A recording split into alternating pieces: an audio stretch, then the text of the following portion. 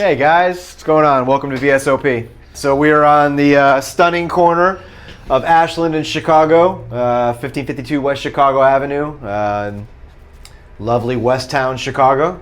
We keep it pretty shut down on front. We've got 2 bus stops out front, so we try and keep it low key for the front door. But this is the front entrance here.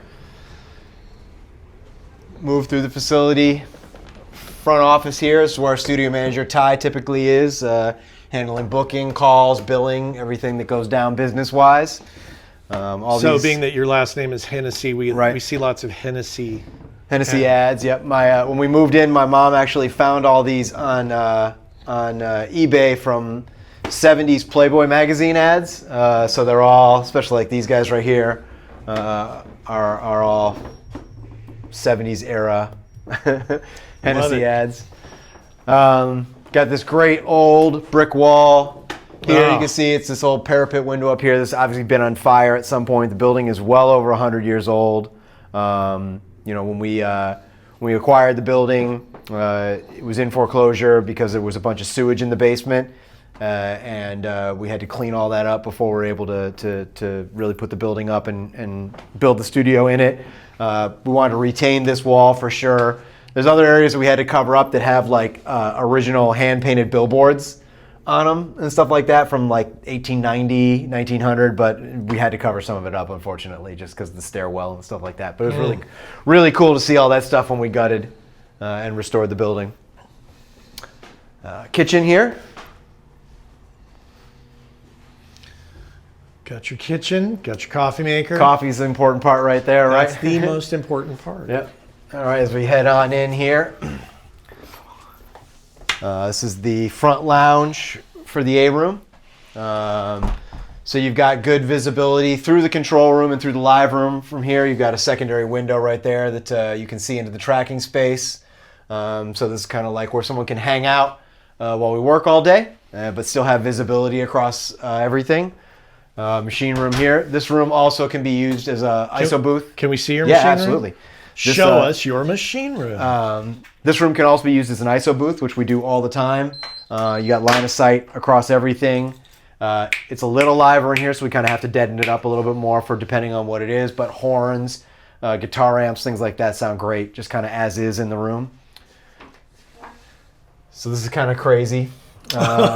Now we know where all the board tape goes. So all the board tape from all the mixes we've done over the last 7-8 years is all on the wall. I think we're 4 layers deep now on this side. You definitely up in the field. Got your humidity. You got to know what's going on. Yep. And then artists that have done full albums here have signed the wall on both sides. Main machine structure here at VSOP. So we've got the Evo Prodigy as our networked array that all audio runs from across the entire facility. We have a Mac Studio in there, as well as another Mac Mini up here that runs the cameras and cart and stuff like that. A couple archive drives. Everything is tied through with BNC and Cat5 throughout the entire facility. And then for our console that was built for us, that's the power supply down there. You can tell it's some custom shit, not racked, just sort of sitting open like that. Yeah. But that's the way of the world. Okay. Here's our control room. Everybody say hi to the internets. Hi, internet. This is the Ty internet says hello back. So this is control room at VSOP. We are currently set up for Atmos. We're not always set up for Atmos, but today we are. So when we are, you have the Genelec 714 array up. 7 here. There's a sub up front, obviously the 4 in the ceiling. Those are permanently installed, but during regular tracking or stereo mixing sessions, the Genelecs go away to give us more room to kind of spread out in the control room. We have Augsburgers in the front wall with 4 16 subs across the front. This is the newer Augsburger model with the digital crossover amp. They were built and tuned for the room. I love them. We were talking about it earlier. Like, you don't always have to be banging them. Keeping them at 85 dB, you can hear to the floor really well, and the subs feel really good down there. So being able to do detailed low end work at that volume is pretty great. All right, you've got to give us the story with this. Yeah. So this is the mainframe of the desk that came out of Schnee Sound. Bill's, custom built the board in '77. Bill Schnee. Bill Schnee, yep. When he retired and Manny absorbed his room into Larrabee, they put a duality in there, and Bill kind of gutted some of the things out of the desk that he wanted, and Josh from JCF Audio managed to acquire it for us. We sort of rebuilt into it a custom setup. So we had the Neves already. The Neves are in channel. So basically the console's kind of a conglomerate of two different flows. You have 16 channels of Neve in the wing and 24 channels of JCF preamp and EQ in the center section. It's an 8-bus console, standard sort of SSLE type workflow, channel path, monitor path, small fader, large fader setup. 500 series penthouse. Up top, this is all patchable. It's not in channel, so just kind of a convenient place to put 500 series gear. The heavily modified Obsidian is across the 2-bus, so that is our main stereo compressor. There's nothing stock, I think, left in it. We've modded it so many times at this point. But yeah, that's the console. Beautiful. Fully automated, fully recallable. And the automation is really cool because it works on Huey. So these are analog faders, but the motor is controlled. Motorized analog faders flying. The motor is controlled by Mackie Huey control, and so your automation works in your DAW session by creating 40 tracks at the top of the session, and then your automation records into your DAW session and plays back that way. So once you put your automation in, you can edit it point by point like you would in Pro Tools or Logic or whatever DAW you're working with at the time. It's a pretty powerful system and really cool to work with. Yeah, and a few items here. Yep. So we've recently just moved to the Antelope Galaxy for our 64 for our I/O. We had Orions before, but for multiple reasons we had to move on from them. We've been really happy with the Galaxy 64 though. It's been working great. In terms of outboard gear though, all original stuff. So when I first started in audio in Boston, when I was still at Berkeley, I was working in a studio out there called Blue Jay that was in Carlisle, Massachusetts, kind of built into this like Hobbit sort of thing, and it had been there since the 80s, and they had all this original outboard gear. It had been well maintained. No one had ever smoked in there. Like, it was just a really well put together analog facility. And as we were starting to purchase more gear to move from our old smaller facility to this place, Blue Jay had closed and Vintage King had gotten all of the gear. And so my guy at Vintage King called me. He's like, yo, we have all of the gear from Blue Jay. I know you have an emotional connection to this. Is this something that you'd want to, maybe pick a few pieces out from? And so amazing full circle moment that I was able to acquire these, old 1176s and LA2As, and, all the DBX gear was cared for by Michael Blackmer, the son. Everything's been really maintained. David Blackmer's son, yeah. So really lucky to get all this stuff, and really fun to get to use it again. Then 16 years after I had left that facility, and relive its magic. So that's the outboard island. A lot of custom stuff that Josh has built along the way. So anything that says JCF or has a seahorse on it is definitely something that we asked Josh to put together. These, for example, are 4-channel summing boxes. So like if you had 2 mics up on a guitar, you can put them here on these 2 rotary faders, and you have a phase flip and then a final output knob. And so it's a great way to combine multiple sources down and then hit an analog compressor without having to go through a bus network or, do anything digital. We use that stuff all the time for subbing kick mics together, snare mics together, like I said, multiple mics on a guitar cab or whatever. I'm a big believer in print it and commit it and move on. So that's a great way to try and get it right at the source. And then you can hit a compressor and EQ and really shape the tone right away and cut down on 86 tracks worth of stuff. Let's go out to the live room.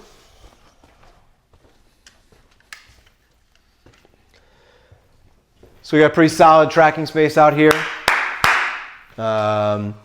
Wraps around to the front, in front of the control room. Big enough to do strings, choirs, bands. we typically have this couch set up right here. Let me turn the light on over here. Typically have that couch set up over there so that, artists can use this as a big lounge when we're mixing, or sort of chill out space. But easily you've got good line of sight. So if you put the drums here, you can see into that lounge right there that we came in through, and you can see to the piano booth over there. And the piano booth can see all the way through the control room, through the standing glass, all the way to that. So you got a good triangle line of sight here to help accommodate a good amount of performers. Solid old Vox and Ampeg amp, really great B3, Rhodes Whirly combo, M1. Mic locker is right here. So everything that you would normally expect, nothing too crazy. We do have these cool mics that Josh built for us. They're tube mics that I use predominantly vocals and overheads on drums. They're somewhere between 47-ish Elamy sort of situation. They work. Because I'm obsessive, I handmade every single one of these damn mic cables. So we ordered just a ton of Mogami mic cable, and I spent weeks just wiring them all up, color-coded by length. I just got so sick of being in studios where XLRs didn't work or they were unreliable. Across the 7 years, I've had 0 cable failures, so that's been pretty good. At least you can trust the XLRs. Generally not the issue. It's a piano booth right here. So we're really lucky to find this Steinway C in a studio in Milwaukee that was going out of business. Serial number is 60,000, which puts it somewhere in the late 1800s, I think, when it was built. Wow. It's hard to date these things. What, Ty? 1889. There 1889. You go. Yep. Clearly there's been some work done on it. There's a crack that you can see has been filled over here across the top, but it's been taken care of properly across all this time. 1889. Yep. Incredible instrument that we feel very blessed to have in the kit. The low end sustain on this thing. I know it's impossible to hear on iPhone, but just a beautiful just instrument. Keeps going. Yeah, it's just a beautiful instrument. What's through that mystery door? Sure. So it's a fire door. Okay. Initially, I had a nightmare while we were in construction that I was in the booth and a fire started in the live room and I had nowhere to go. And so came back and I told the contractor, I was like, what happens if that were to happen? And so we built this door so that doesn't happen. It literally just takes you back out to the front. Oh, there we go. So it's literally a fire door, but because you had to build a vestibule around it, you can come in and take a bit. We just put a bunch of extra storage in here. So our Gretsch Blue Wave kit is in here. There's a bunch of just random apps and keyboards and stuff like that. Just general storage. That was a good dream/nightmare to have. Yeah. I mean, God forbid something like that happens, but I don't want to go down with the piano.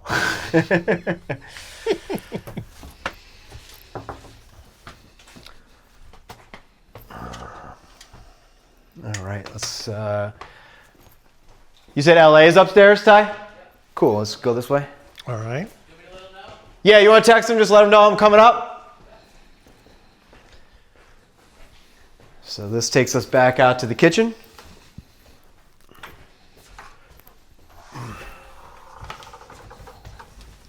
I'm gonna go upstairs real quick. So we've got the main room down here, and then we have 4 production rooms upstairs. Actually, we could go downstairs too and look at the. Oh yes. Because old sewage basement. Every time you've told me the story about the sewage-filled basement, I'm like, someday I'll go see the sewage-filled basement without the sewage. Exactly. You gotta love the Midwest. and the basements. I Yeah. said that to Greg Norman at Electrical. It's amazing. Yeah, I mean, they're a Chicago basement is a thing of beauty. So you can see, here's a good example right here. The sewage was high enough that it had eaten through. Wait, you didn't tell that story on camera, did you? Okay, so when we got I started to, yeah. So when we got the building, it was in foreclosure, and we got it because this entire basement had about, I mean, you can see the line, sewage was up to about there. And it had been there so long, it ate through the pylons that were holding the building up, and the whole building was kind of just sort of like leaning on its side. And we came down here, and we've since filled them over with concrete, but like you can see over here where we've done this concrete work, the original drain was right here. And so my inspector came in, and we just started trying to figure out where the low point in the basement was, and he cleared it, and it was just 100-year-old, concrete standpipe. And once the mud had cleared off the top, all the sewage drained out. So the sewage had been in the basement simply because the former owner of the building didn't know that and didn't think to try and uncover the standpipe. And then once it all drained out, it was cool. We had to do a ton of stuff to like ensure that didn't, like the first year that we had the building, sewage kept backing up. And so that's the second time it flooded. Sewage would continue to come up from those standpipes. And one of the early interns' jobs was to continually come downstairs and make sure that drained and then spray it all down with bleach in a hazmat suit. So that was the trials of early VSOP. Is that the new? So this was originally covered with a metal brass fitting. And then in a really crazy rainstorm in 2019, somehow so much water hit the sewage system on Chicago Avenue that it burst the brass cap that is normally on top of a sewage thing. And so we got 2 feet of crappy, we got rainwater just out of nowhere, just came in, rushing in. And so that was a hard one. We had to do an insurance claim on that. Like it took a lot out of the basement. We did lose a bunch of stuff in that flood. But since then, since that got fixed and the drainage tile, the studio's been dry since 2020. So I'll take that. Yeah. But tech shop, just sort of storage. Said your typical Chicago basement here. And this had been divided before, and so we actually knocked through to get to the other side of the basement right here.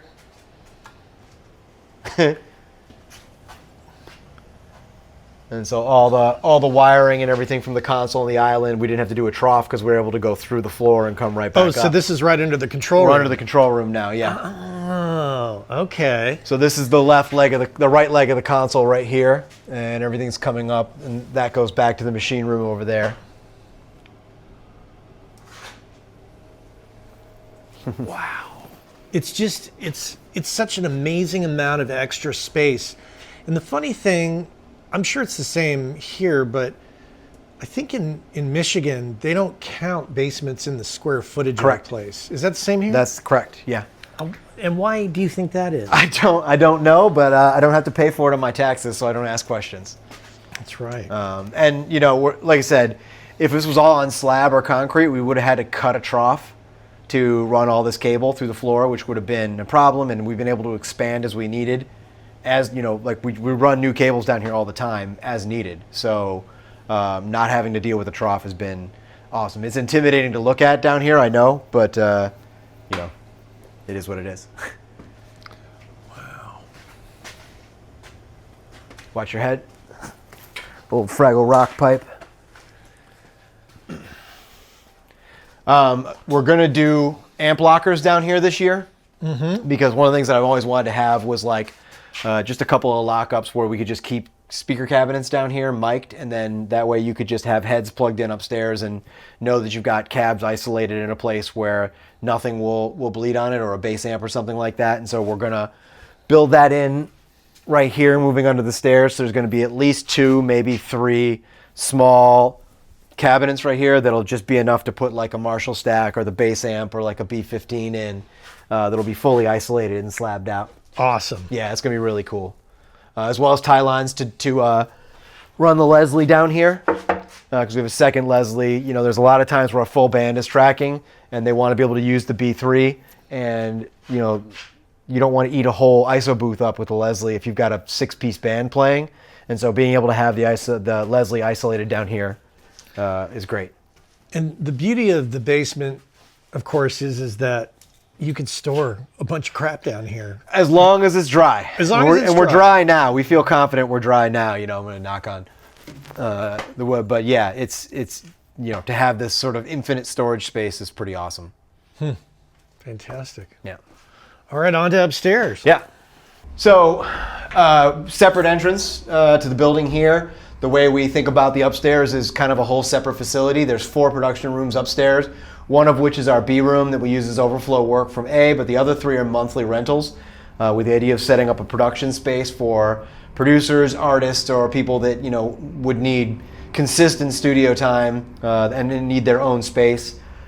It's great because it brings these people into the building and they're here all the time, and they don't feel like they're booking time. They can come and go as they please, which is a pretty cool thing.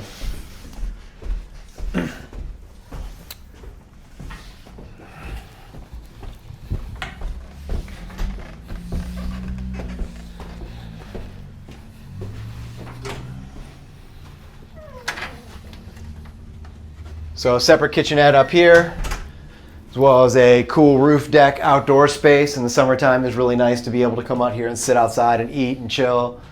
Good Chicago vibes out there.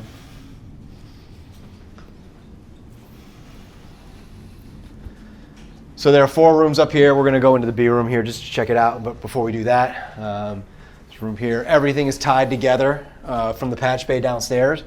So all the rooms can be interconnected, and you can get down to the A room or back up from the A room from this panel. The Cat 5 and the BNC all connect to the machine room, so everything is interconnected that way. See out in Chicago Avenue from up here. Nice to have at least a little bit of a window somewhere. So there are 2 production rooms are on each side, there and there.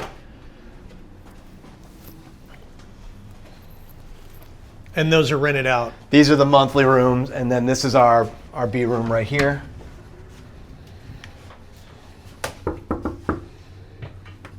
Yo, what up? Hey, Just doing everybody. a quick video tour here for the internet. Yep. I'm Matt. Yeah, Lexi, nice to Nice to meet you. Matt. Nice to Nice to meet you. How you doing, Amy? Emmy, Good to see you. what do we got going on in here? What's up, man? What's up, my brother? It's going good on, to man? see you, man. You good? Yep. What's up, man? Yeah, man. So this is our B room, and our wonderful friend Galaxy Francis doing his thing up here. Yeah, always. So each room up here is kind of about this size, and then has a vocal booth of varying sizes. We'll turn the light on there so you can see it. So, Okay. Yeah. Thanks for letting me interrupt, guys. Thanks, guys. Nice to meet you all. Everything going good? Yes, sir. All right, cool. Yep. Yep. So here's the vocal booth. Cool. So another one of the Josh mics up here. Nice tight little room, perfect for voiceovers, just Got your- vocals in general. Got your little chair and your lamp. Yep, you good. All right. Yeah. Fantastic. All right, Matt. Thanks for coming by, man. Always appreciate seeing you. Good to see you. Let's take your ass to the front door. All right. Time to go.